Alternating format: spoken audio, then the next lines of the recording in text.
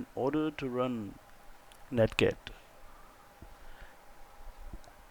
as a reverse shell,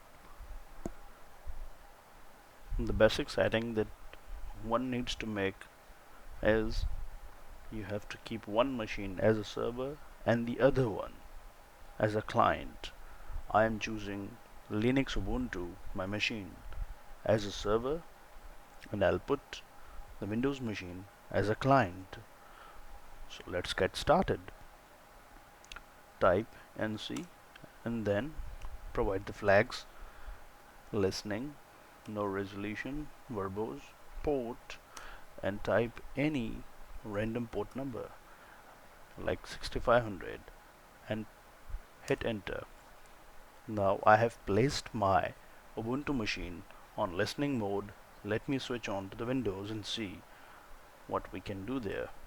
Here's my Windows machine, and for Windows I need to type commands ncat, not nc or netcat, because I have tried both of them and they didn't work, only ncat worked.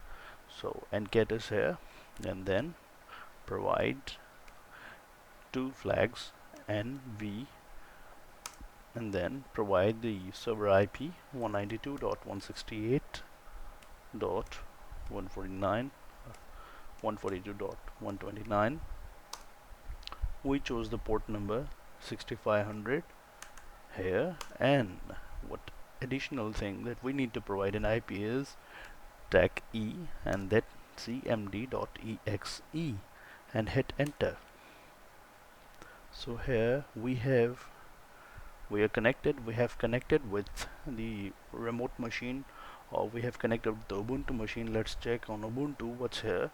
Great, we have got the connection and we have access, or we are on the Windows machine through Ubuntu. Let's type dir, hit enter. We can see all the directories of the Windows on our Ubuntu. So that's all for today. Please stay tuned for the next video. Thank you.